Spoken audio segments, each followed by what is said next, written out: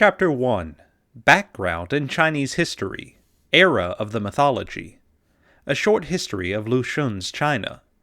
Before reading Lu Xun, we have to understand the context of the world he lived in.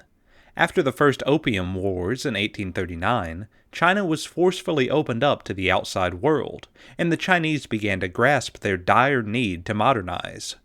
Western powers were infringing Chinese sovereignty, and even their neighbor, Japan, came to exploit China.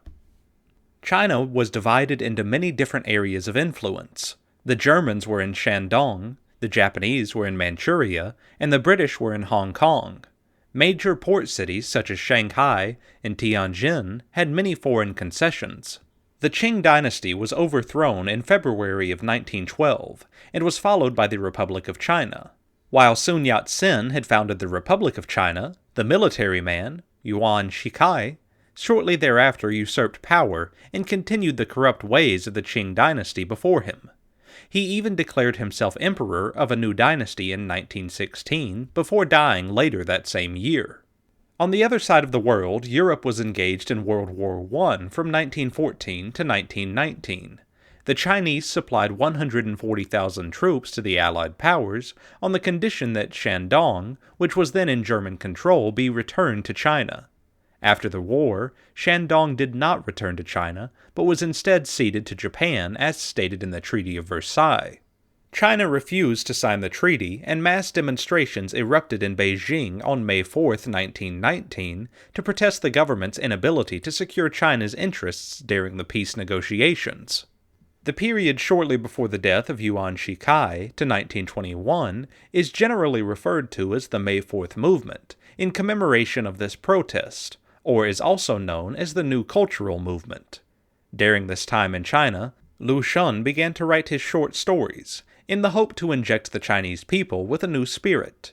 Lu Xun writes in the preface to Neihan, "The most important thing, therefore, was to change the Chinese, spirit. And since at that time I felt that literature was the best means to this end, I determined to promote a literary movement." During the New Cultural Movement, Lu Xun's writing began to influence Chinese thought. His friends were editing a magazine called The New Youth, and asked Lu Xun to write for them. His first story, A Madam's Diary, was published in The New Youth in 1918, and ever since Lu Xun became a major voice in this movement that was looking to define China's future. History behind his stories. The audience of Lu Xun's stories was the population of China during these tumultuous times in Chinese history. Many of his stories refer to backward traditions or to current events of the time. Without an understanding of some of these historical references, much of Lu Xun's humor can be lost, and the stories lose much of their meaning. However, with a historical introduction, his stories became fascinating and lend insight into Chinese thought during those times. Let's explore two of Lu Xun's more famous short stories, Medicine and Kong Yiji. Medicine. Medicine starts off dark and mysterious, with the father heading out in the early morning with a big chunk of silver in his pocket. The father returns home with a red mantou wrapped in paper for his lantern. He spent his family savings on this mantou, which they heat up to give to their sick son. Their son is coughing madly, and they are hoping to give him this mantou to cure his tuberculosis. The secret ingredient of this expensive object is the blood that it is stuffed with. The blood is from a young revolutionary who was just executed that morning. The revolutionary was exposed by his own family member who pocketed a nice reward. As we know, human blood will not cure tuberculosis, but according to some Chinese myths, human blood was the for sure cure. As this family was desperate to save their only son, they took the risk and tried to save their son. Their son dies, the young revolutionary has been killed, and the family's savings are in the hands of some shady people. Lu Xun's stories become especially poignant because of their relation to current events in China. The revolutionary in the story refers to the real anti-Qing revolutionary Qiu Jin, 1879 through 1907. Her older cousin, Xu Silin, led a failed uprising against the Qing Empire in July 1907 by assassinating the provincial governor of Anhui Province, hoping to trigger a wider rebellion. After Xu Shulin's capture and execution, Qiu Jin, who was planning a coordinated attack in Zhejiang province, was arrested at her school, tortured, and then decapitated in her hometown, Shaoxing, a few days later. The father in the story buys a mantou filled with the blood of Qiu Jin. Lu Shun's father also died of tuberculosis, and as Lu Shun's family was well off, they were able to spend a small fortune treating his illness.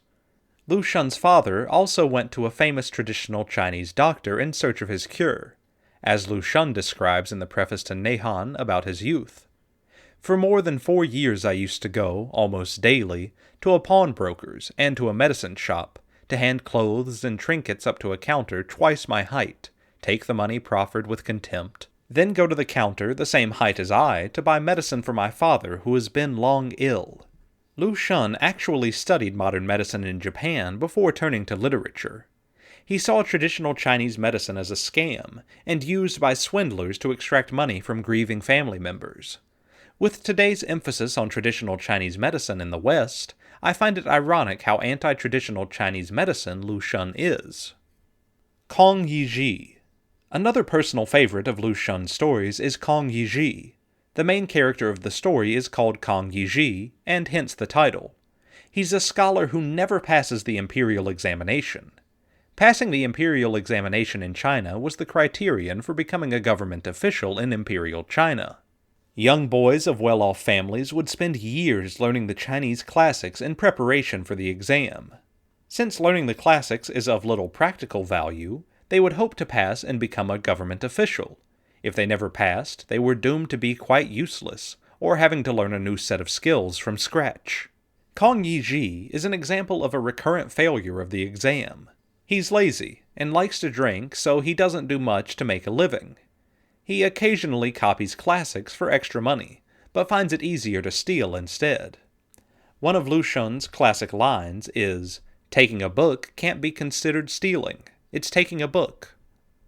This line is difficult to translate because Kong Yizhi is playing with 2 different characters that essentially mean to steal. The first character is used frequently in literature, and given Kong Yizhi's scholarly background, this is the word he prefers. The second character is commonly used in spoken Chinese. An article on danwei.org entitled Kong Yizhi and the Question of Computer Piracy compared today's computer users in China who use pirated software to Kong Yizhi from Lu Shun's story. In an attempt to stem software piracy, Microsoft included some code that would black out the screen of users with pirated software. Just as Kong Yizhi insisted he was not stealing, many people in China fought back and stood up to self-righteously defend their own actions, though they were surely wrong. Kong Yizhi eventually gets a life-debilitating beating for stealing by having both of his legs broken. He is reduced to dragging himself by his 2 hands, and his livelihood of stealing is taken away. He eventually dies. Looking back into Lu Shun's childhood, we again find parallels between his story and his past. The character of Kong Yizhi is based out of one of Lu Shun's uncles, Zhao Ziqing, who lived in the family compound in Shaoxing and taught Lu Shun the classics. Zhao Ziqing spent years studying for the civil service exam, yet repeatedly failed. He was something of a nuisance in the family compound and did not contribute much except to teach children the classics. Lu Shun's uncle and Kong Yizhi highlight one of the flaws in the civil service exam in feudal China. While the system prepared people very well in the classics, it also produced many people who never passed the exams, but yet had spent years in preparation. After their failure, they lacked any other skills to support themselves and their families. Lu Shun's uncle eventually committed suicide by lighting himself on fire and jumping off a bridge into the water below. He died a few days later. Coincidentally, America and Europe were first introduced to the civil service examination in the mid-1700s by China. The civil service exam, such as the foreign service exam, have their roots based on this Chinese system. Luckily for today's candidates, however, these present exams do not dwell on obscure passages of the Chinese classics. Chinese Moon Festival background. The Moon Festival, also known as the Mid-Autumn Festival, falls on the 15th day of the 8th lunar month, and it is based on the lunar calendar, and is the first full moon in September usually. In 2008, it falls on September 14th. It is in the middle of autumn and is a harvest festival, with wheat traditionally being harvested in the north and rice in the south of China. It's the Chinese equivalent of Thanksgiving. In rural China, the Moon Festival celebrates a bountiful harvest, as the first Thanksgiving did for the pilgrims. Legend of the Moon Festival. Lady Chang'er. The legend of Lady Chang'er, daughter of the river god, dates back to around 2170 BC. Her husband, Huyi, shoots down the 9 extra suns that were threatening the earth, and as his reward he was given an elixir of life by the Yellow Emperor. Unfortunately, he became a tyrant, and Lady Chang'er, to her their people, drank the potion in one story, another it's a pill, and another a magic peach. Another version has her wanting to be immortal too, and stealing the pill of the elixir of life. After eating it, she floats up to the moon and coughed up the pill which created the jade rabbit, also known as the white rabbit and moon hare. The jade rabbit has ever since tried to make the immortality potion. Huyi became the god of the sun, and is allowed once each month on the full moon to visit his wife.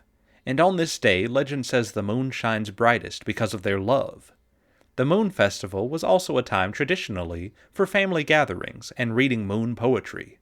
Many people looking at the moon see a rabbit on the moon. Tang Emperor Xuanzong. Another legend is the Tang Emperor Xuanzong had the help of a Taoist priest who threw up his walking stick that created a bridge to the moon. The emperor followed the priest up the bridge and entered the Moon Palace, where he saw the jade rabbit attempting to make the elixir of life. The emperor saw moon maidens dancing and singing music, and on his return created a song and dance piece called Rainbow Petticoats and Feather Dresses. Wu Gang, the moon's woodcutter. Another legend is of Wu Gang, the moon's woodcutter. He tries again and again to cut down the moon's tree of immortality, that just magically heals after every cut of his. He was sentenced to this by the Jade Emperor for selfishly seeking the elixir of immortality. Traditional food eaten during the Moon Festival. Taro, pomelo, Chinese grapefruit, and snails. The taro because it saved Chinese soldiers from starvation. Pomelo because the sweet fruit is believed to scare off evil, and it has a round shape. Snails as a reminder of the earth's wealth. Dishes served should be 5, 7, or 9 because these are lucky yang numbers. Mooncakes. Mooncakes symbolize both longevity and good health. They are imprinted with the moon goddess, a grove, jade rabbit, or a toad. The centers can contain red bean paste, sweat, lotus seed paste, melon, dried fruits, coconut, pineapple, and often have an egg inside. In the 14th century, messages were contained within the mooncakes for secret communication for a rebellion against the ruling Mongols. Yuan dynasty founded by Kublai Khan that replaces them with the Ming dynasty. Mooncakes are credited with the victory.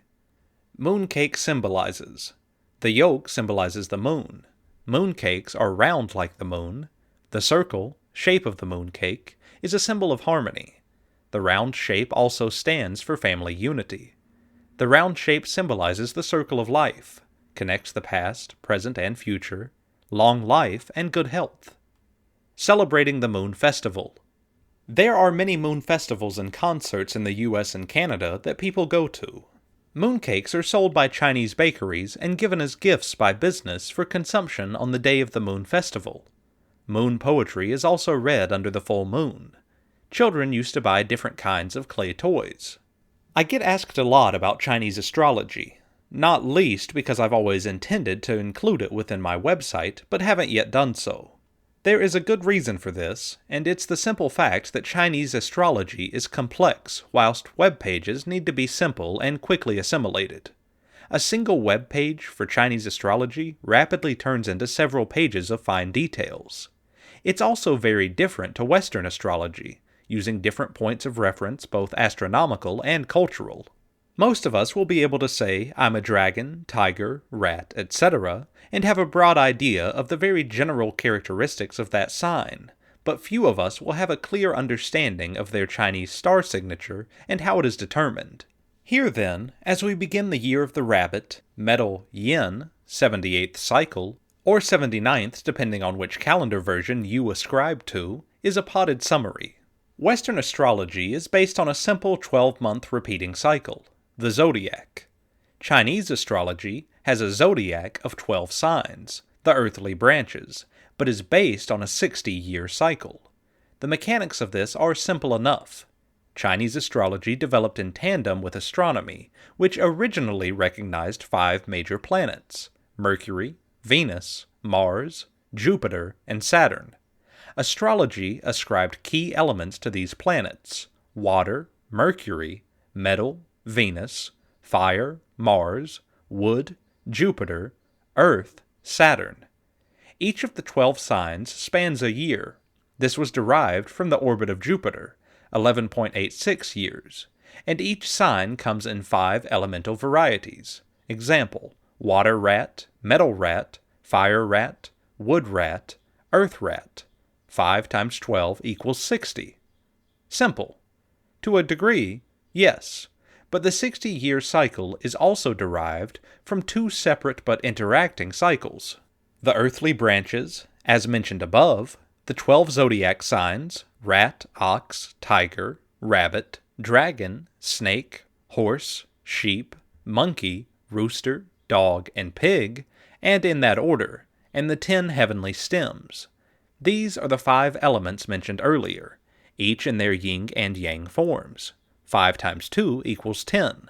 As the 12 earthly branches, which give us the animal signs, is divisible by 2, each of the animal signs is either a yin year or a yang year, and this is referred to as the sign's polarity. Yin years end in odd numbers, yang years in even numbers. Whilst each animal sign is either yin or yang, rats are always yang, oxes are always yin, for example, this is tempered by the heavenly stem, which adds the element.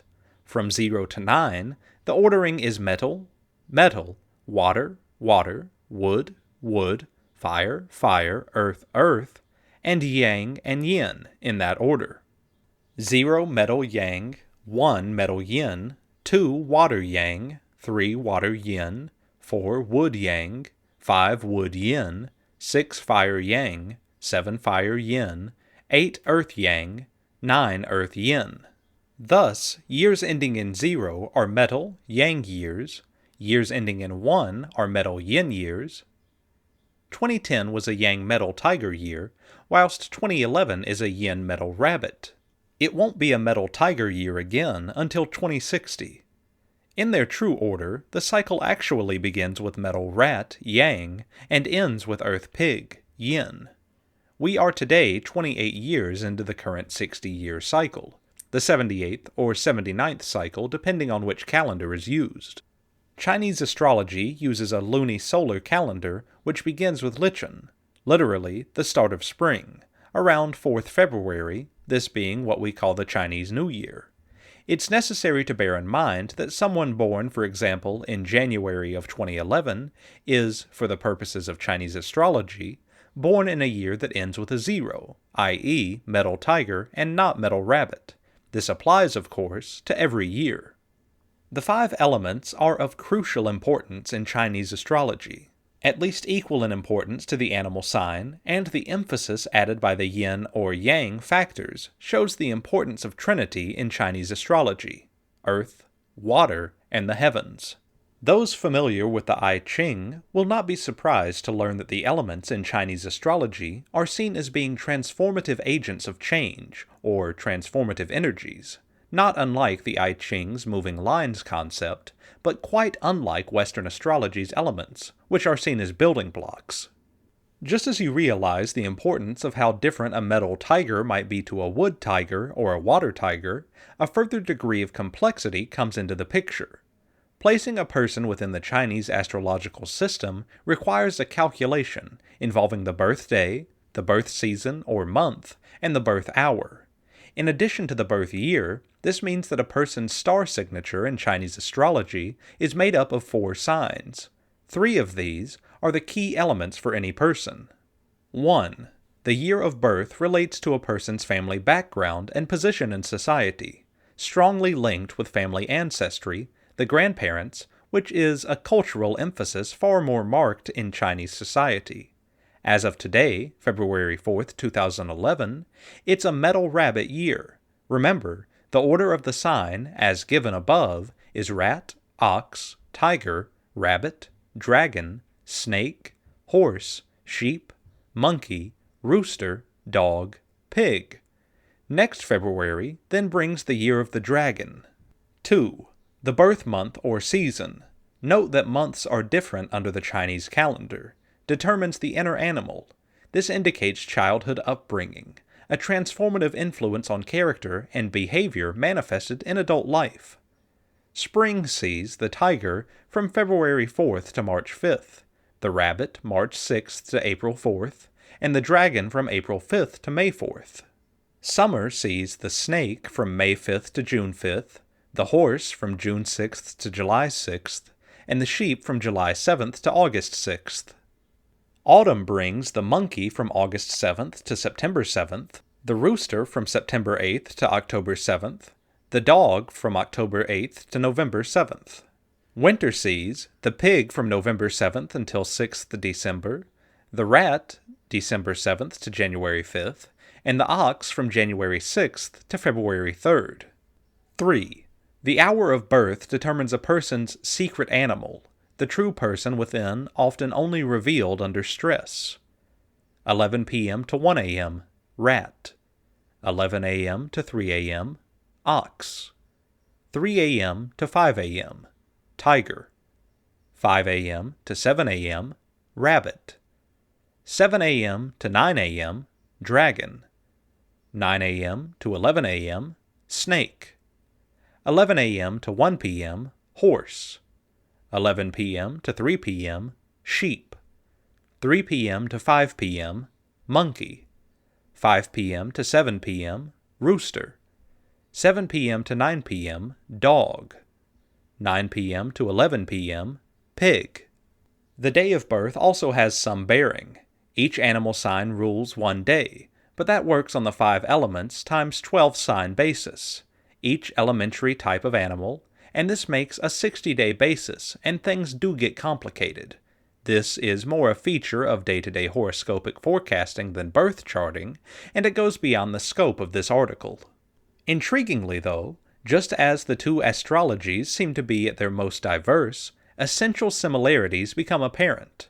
Western subjects often focus on the sun sign without considering the importance, significance, and contribution of the moon sign and the ascendant in the birth chart.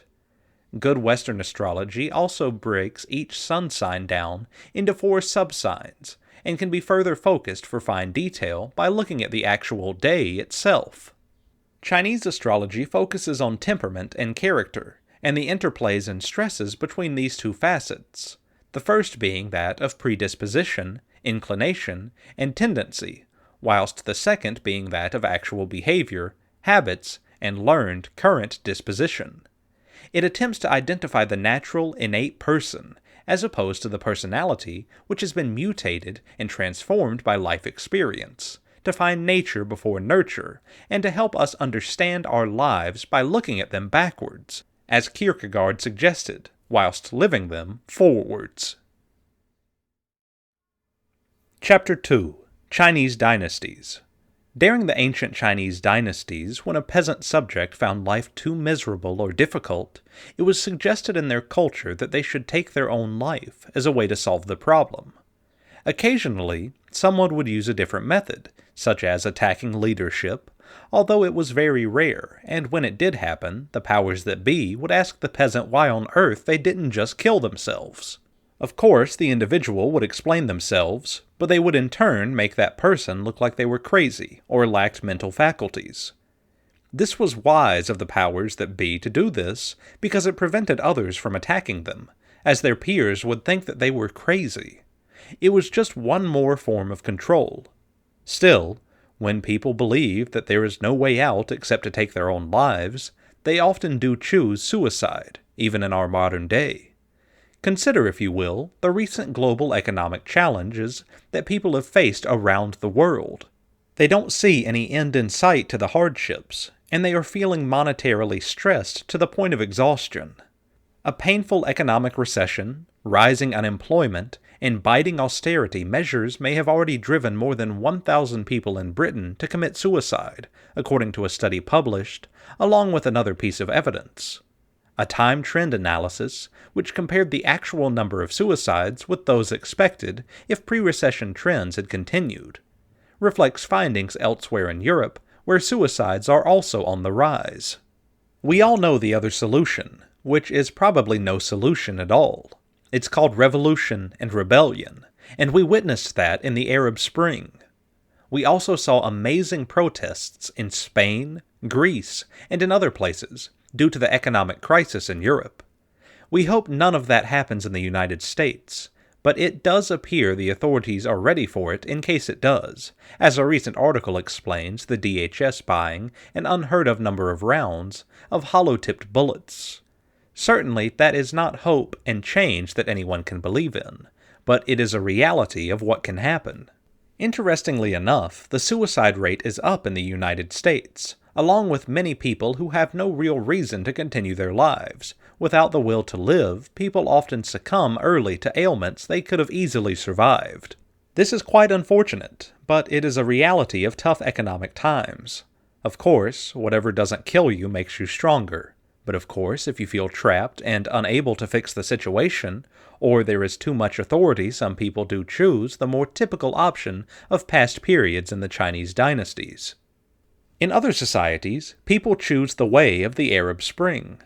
Perhaps it's time we had a more serious discussion on the realities of these challenges we face ahead due to the currently poor leadership and poor economic decision-making going on. Indeed, I hope you will please consider all this and think on it. China, one of the 4 oldest civilizations in the world, has a written history of 4,000 years. The cycle of long periods of political unity, the Han, Tang, Song, Ming, and Qing dynasties, each governed for 250 to 300 years, are interspersed by periods of political disunity. China has gone over and through a long history of primitive society, slavery society, feudal society, and semi-feudal, semi-colonial society, and the present socialist society. The territorial pressure and incursions from China's north by nomadic groups who are attracted by the wealth of the settled, agricultural civilization of China is a significant part of Chinese history. The most illustrative examples are those of the Mongols, who conquered China and established the Yuan dynasty, 1271 through 1368 AD, and the Manchu, who again conquered China and established the last feudal dynasty of China, Qing dynasty, which ruled China for 300 years, 1644 through 1911 AD. Old China's cultural continuity is mainly reflected in the evolution of the bureaucratic structure, the civil service examination system, the scholar gentry who sit for exams and staff the civil administration, the refinement of the Confucian classics as the basis of education and elite selection, the growth of commercial activity, and the development of a unified and sophisticated marketing system over the vast, economically diverse area of China, the tendency toward political unification and reunification. The process of dynastic formation, ascendancy, and decline is often referred to as the dynastic cycle. The last years of many dynasties were marked by inefficient administration and corruption, when, compounded by natural calamities such as flood or droughts, led to social unrest among the people. Movements and rebellions incorporating popular religious ideas took place in the last years of the Han, Yuan, and Qing dynasties, while political rebellions brought down the Tang and Ming dynasties. Chapter 3. The Main Gods and Goddesses of Chinese Mythology. Mythology is a very broad branch in art, especially in literature. People don't believe our world is dominated by gods or ghosts, but people can create such a theory in their brain and then put it into words, both in the written form and oral form. Chinese mythology is like that too. In English mythology, we have dragons, and in Chinese culture, the dragon has become an illuminating symbol. Of course, in the traditional English way, like in Britain, people believe that the dragon is a monster, a demon. Especially when we talk about the medieval period, This kind of story is really obvious. While in China, Chinese people generally believe that they are the descendants of the dragon. So this is the difference. And also in Chinese literature, people often see how great the dragon is. In Pilgrimage or Journey to the West, there are so many dragons, and among them are 4 great ones, called dragon kings in the seas.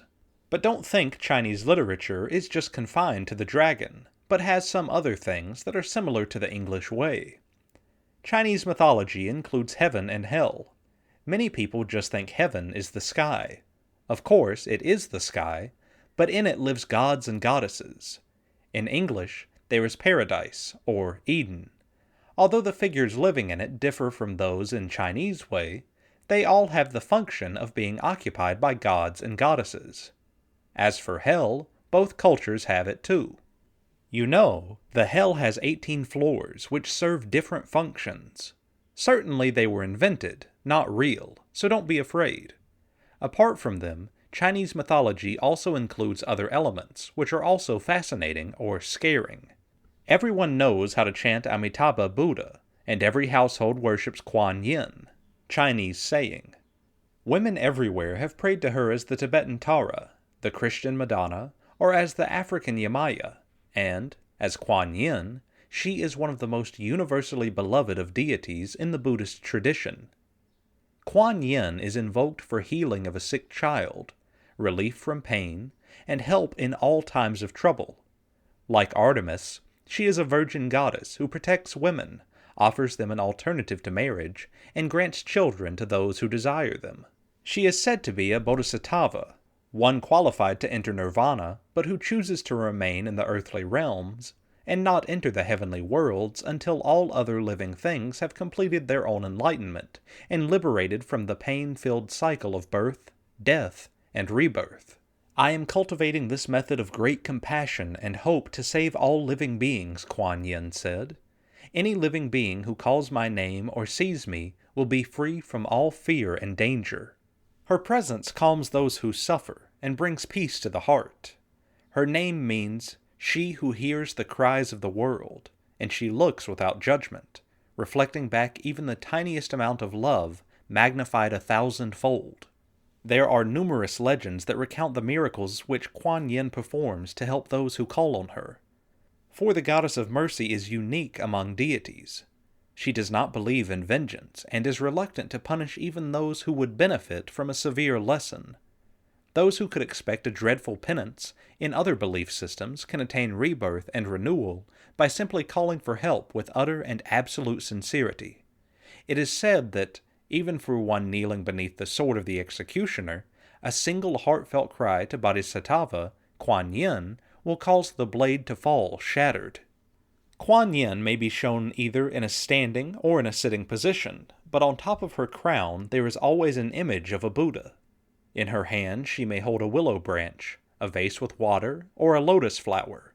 The willow branch is used to either heal the ill or to grant requests, and the water symbolizes cleansing, so that all living things are blessed with physical and spiritual peace. Her right hand often points downward, with the palm facing outward, the posture of granting a wish. In many images, she also carries the pearls of illumination.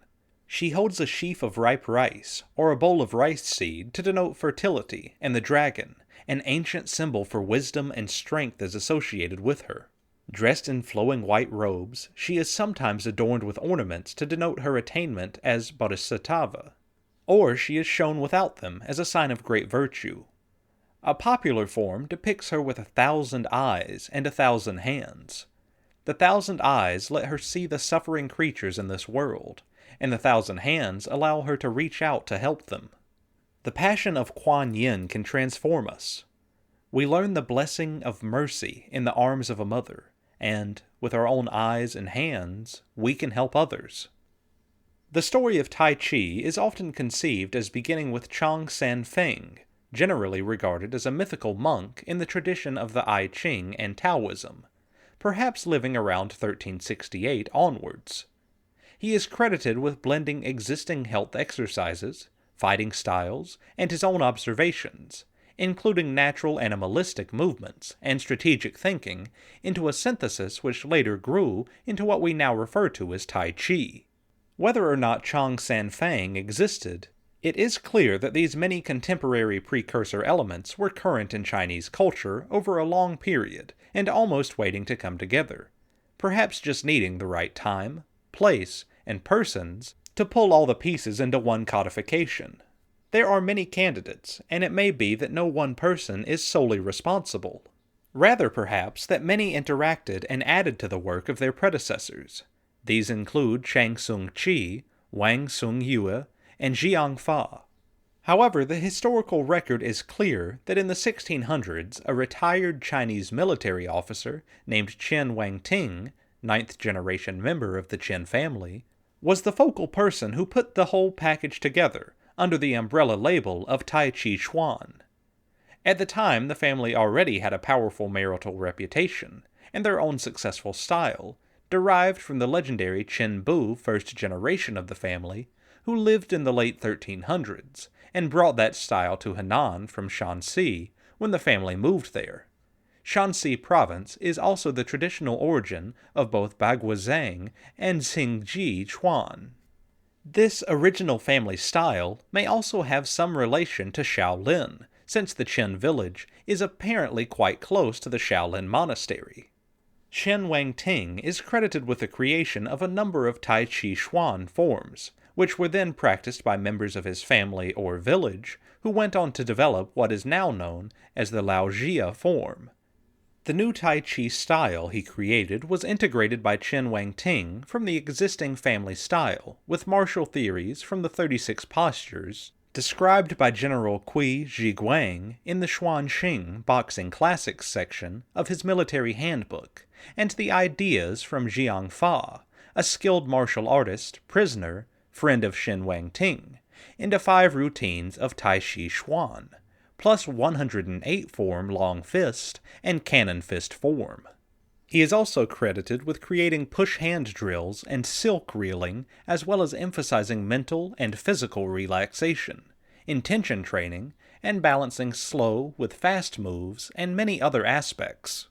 It seems that the work of Chen Wangting, and work by others that followed, was primarily focused on martial use, but incorporated many ideas and practices from the I Ching and Taoist thinking, as well as from traditional Chinese medicine, including health exercises from Dao Yin and from Qui Gong, together with much knowledge about the anatomy and vital points of the human body, and of course made use of the concepts of Qi and ideas of Qi flow.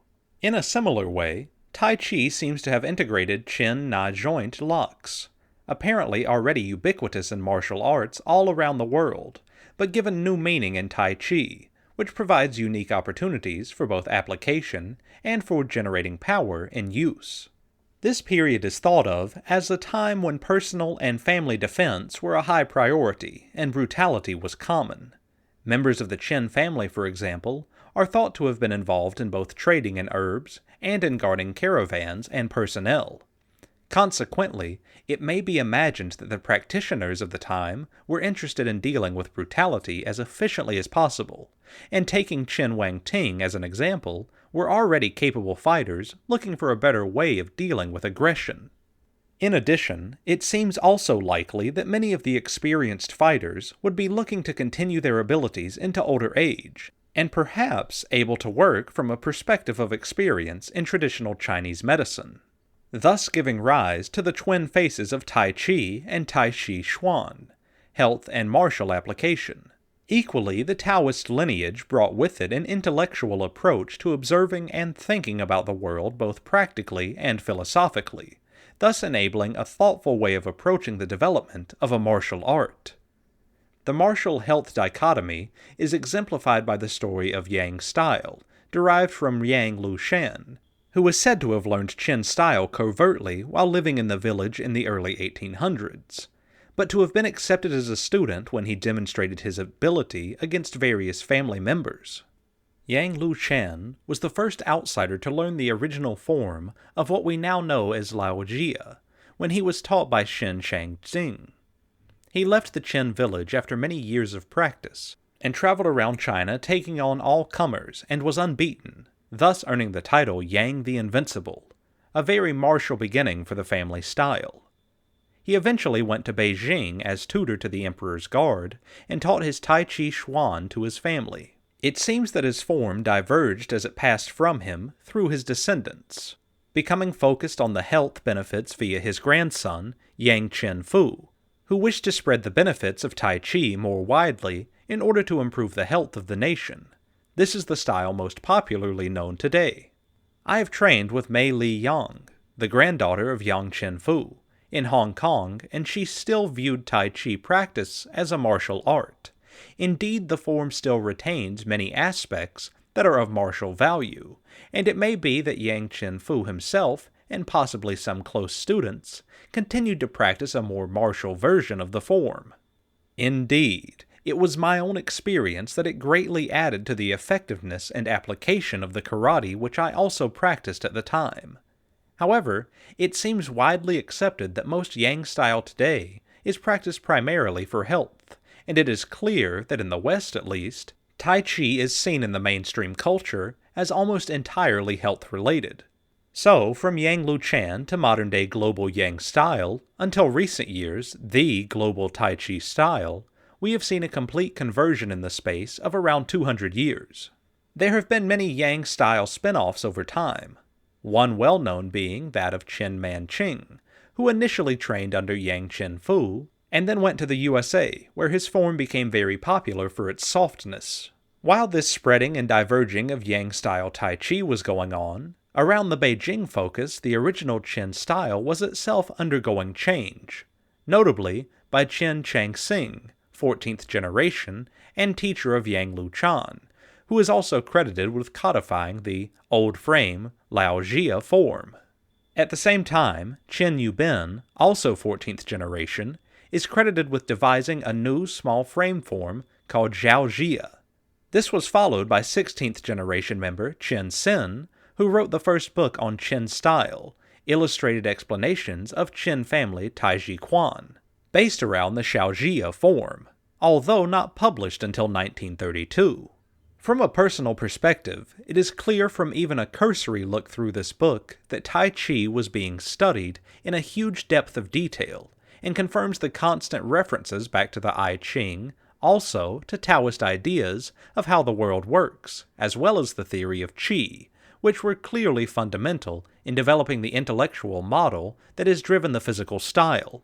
Then, at around the same time as Yang Chen Fu, in the period of the late 1800s, early 1900s, Chen Fake, 17th generation, also went from the Chen village to Beijing as an instructor, where he acquired a significant reputation as a fighter and developed what is now known as the Chen Xinjia form. Stemming from this, there are many other family derivatives of the Chen and Yang mix, including Wu style, Wu Hao style, and Sun style. These are generally considered the Big Five, and are all traceable through relatively few practitioners, who often knew, or were related and trained, with each other, or with a connected lineage bearer.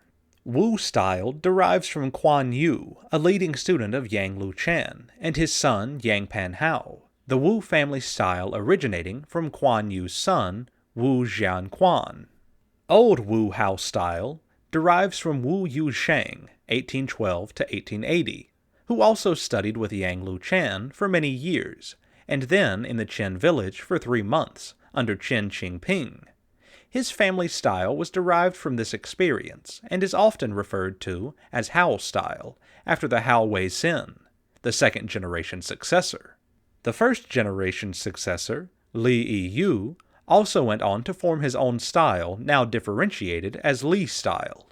Hao Wei Zhen went on to meet and pass on his Tai Chi to Sun Lu Tang, an experienced practitioner of Xinji, and many other martial styles. Sun Lu Tang was known as a proficient fighter who went on to produce his own Sun style of Tai Chi. I learned Sun style from Sun Lu Tang's daughter, Sun Jian Yun, at the Beijing People's University. She described her father in strong terms, and the form as primarily martial in intent. I was impressed by the compactness and obvious short-range application of Sun style.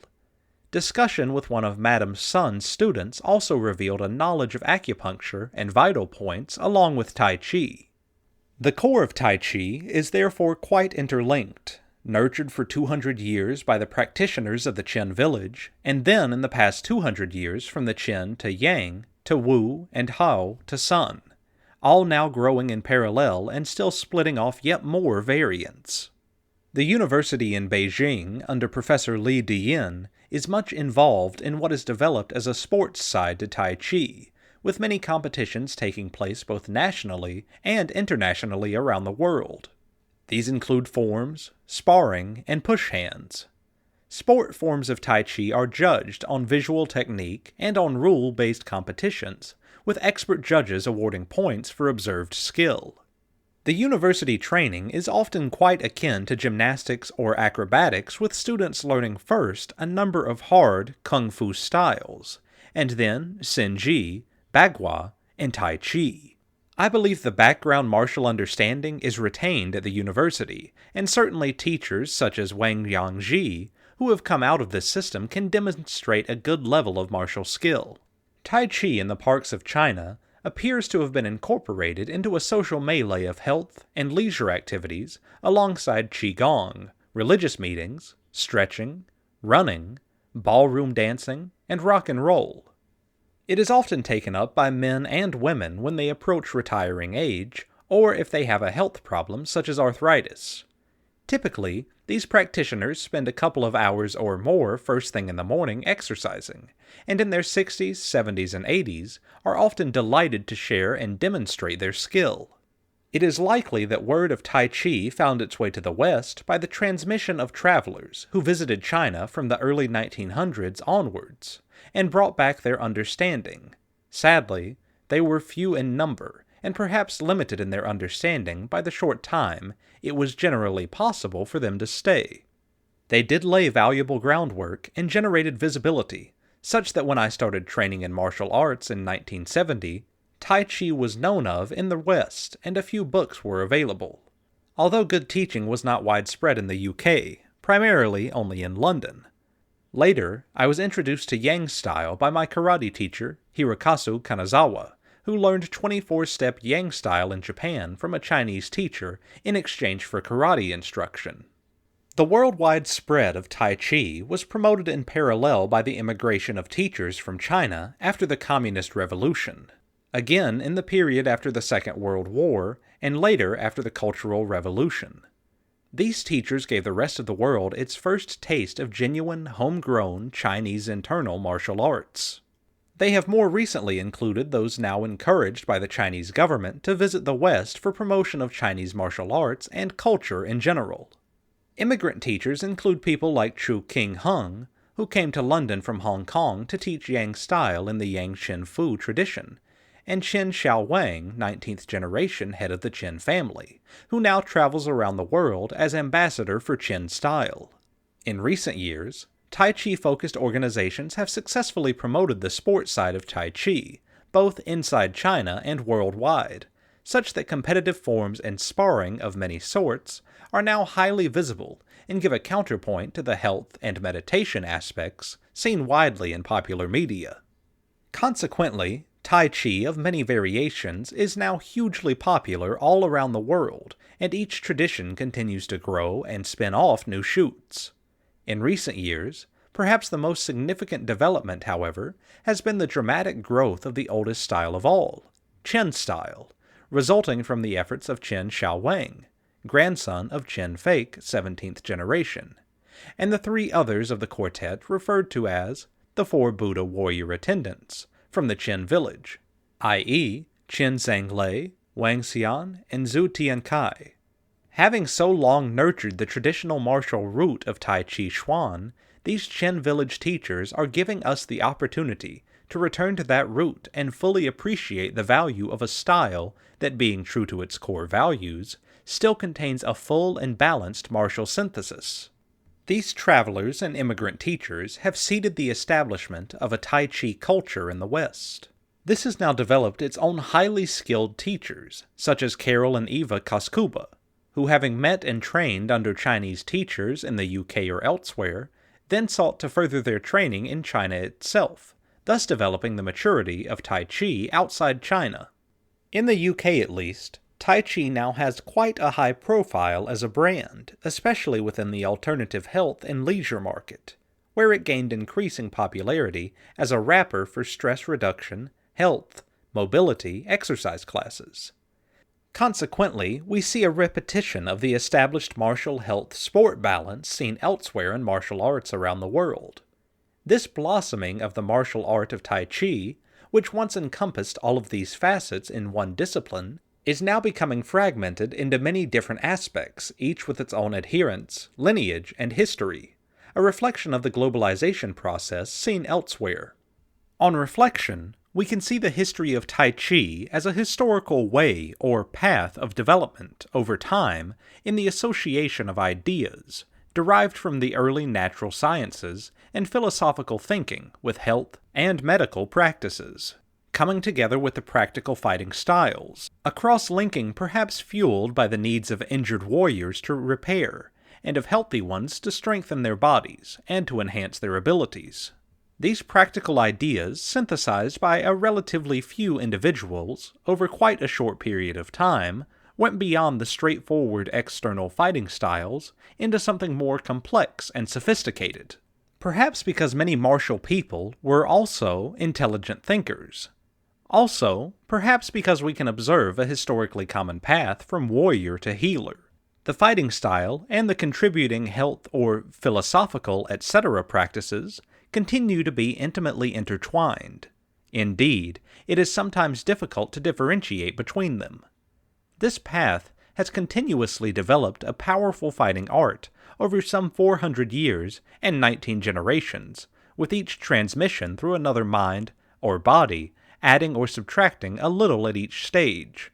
However, the 20th century process of globalization has also seen practitioners move away from its martial origin to pursue Tai Chi for other objectives, and, in a sense, we have come full circle, where once the art brought other disciplines together, now it is being used to propagate them.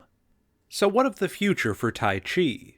With the energetic activities of Chen Xiaowang, his co-teachers from the Chen village, and the direct lineage of students around the world, it is to be hoped that we will be able to retain a true transmission of the traditional art, whatever other developments or blending of cultures takes place.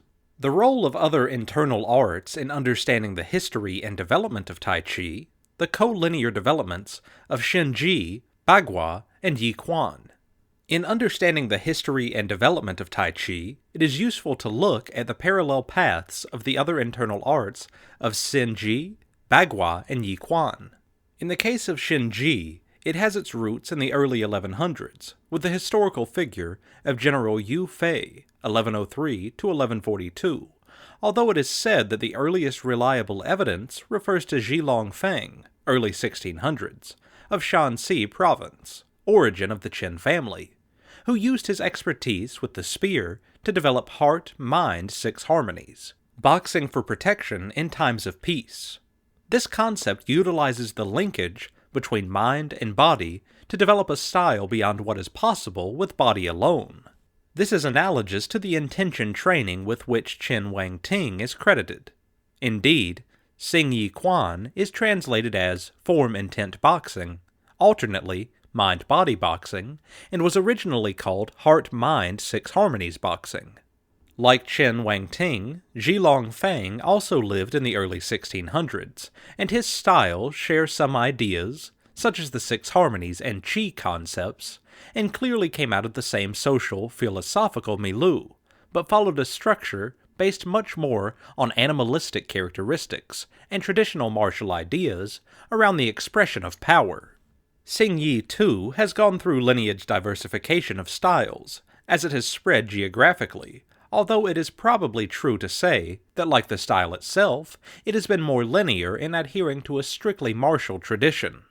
Bagua Zhang, on the other hand, is traced back to Dong Hui Chuan, living in the mid-1800s, contemporary with Chen Changxing and Yang Luchan, whose ancestral lineage is also traceable to Shanxi province, although he is said to have learned his style from a Taoist monk called Dong Ming Lin. The Taoist input is most obviously noticeable in the circle walking based on the meditation practice of the Taoist Quan Zen sect, which is characteristic of the Bagua Zhang, and the use of the 8 trigram Bagua from the I Ching as an intellectual structural concept for the style, thus defining the mental intent, mantra, of the training. Bagua, too, has experienced a geographical spread, but like Senji, seems to have attracted primarily the martially inclined. Yi Quan, the fourth and most recent internal style, comes out of the Xing Yi Quan lineage from its creator Wang Xingzhe, 1890 through 1963, who trained in Xing Yi Quan and spent many years researching martial arts. This led him to simplify the training process by removing what he considered as the unnecessary physical forms and to focus much more on the mental training, coupled with simple Qigong-like exercises. He therefore dropped the Xing form from the name Xing Yi Quan and called his system Yi Quan, where Yi refers to mind or intent. This perhaps best exemplifies just how far the development of internal arts can go, and does appear to be the one defining factor of these arts, the use of the mind in training to develop bodily power and skill. 1,000 years of history are to be found in Delhi, capital of India, and its third largest city. Located in the north where the country narrows between Pakistan, in the west, and China and Tibet in the east, Delhi was the capital of Muslim India from the 12th to the 19th century. It has historically been the hub of vital trade routes and held a strategic position at the gateway to the fertile plain of the Ganges, the social, religious, and cultural lifeline of India. There are 2 Delhi cities now, the new and the old. There have been at least 8 recorded cities on and around the site, the oldest being Indraprastha, in existence since the 3rd or 4th century BC. There are many legends regarding the founding of the city, and some archaeological dates as to its age. The Tomar Rajputs founded and fortified the walls of Dilika, the first of the medieval cities, in the 9th century AD, and were overthrown in the 12th century by the Kohans of Jaipur, who built a second defensive wall. Turkish invaders in 1193 ended Hindu rule and began the new Islamic era of the city. Subsequent cities were added adjacent to the more ancient ones. Shah Jahan, famous creator of the Taj Mahal, was responsible for the 7th Delhi, which he named Shahjahanabad. It was the Mughal capital until 1857. As the Mughal power wanted to be replaced by that of the British East India Company, so Delhi lost its prestige and became just another provincial city.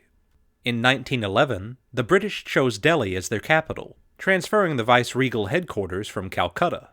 Plans were soon underway to build New Delhi to the south of Shahjahanabad, and Edwin Lutyens and Herbert Baker, 2 British architects, were brought in to design it. The center of the plan consisted of the Rashtrapati Bhavan, or Viceregal Lodge, which is now the presidential residence, Parliament House, the Secretariats, Memorial Arch, and Connaught Circus. The city was designed in a mixture of European, Renaissance, and Oriental styles to provide a gracious garden setting for the colonial rulers, but after independence in 1947, the city began a surge of both horizontal and vertical growth, and now incorporates all the older cities, continuing to expand as the population increases. Thanks to its long history, its many rulers and religions, Delhi is a paradoxical city. It has within its limits many of India's most ancient and revered buildings and monuments, illustrating all the stages of its development, and is also a bustling modern metropolis of almost 6 million people. The Red Fort. On the west bank of the Yamuna River, on the eastern perimeter of Delhi's walled city, stands the Red Fort. Residence and administrative center, it was built from 1639 to 1648, under the supervision of 2 architects. It is a formidable warlike structure with octagonal and round bastions, and 2 symmetrical watchtowers overlooking its red sandstone walls, which surround an irregular octagon 3,200 by 1,600 feet, and reach 100 feet high. It is surrounded by a deep moat fed from the river to the east. Only 2 great gates, the Lahori Gate, the main entrance in the west wall, and the Delhi Gate in the south wall, remain of the original 5. Inside the Lahori Gate is an arcade of shops called Chata Chowk, which was originally housing for Shah Jahan's court. Beyond this is the Drum House, or Hathi Pole, a parking place for the elephants of visitors. Intricate carvings in the sandstone are typical late Mughal design, and were originally painted in gold and bright colors. Much of the original structure of the inner fort has been destroyed, especially during the Indian Mutiny in 1857, and lawns and gardens now replace the galleries, which were built inside the walls. The Hall of Public Audience, located between the inner court and the royal palaces, was the administrative center of the capital, but it was an overwhelming showplace too. Much of its sumptuousness must now be imagined, but the marble-canopied throne with its backdrop of marble inlaid in the classical style still remain. 6 miniature palaces stood along the eastern wall of the fort and contained apartments for the royal household, including the harem.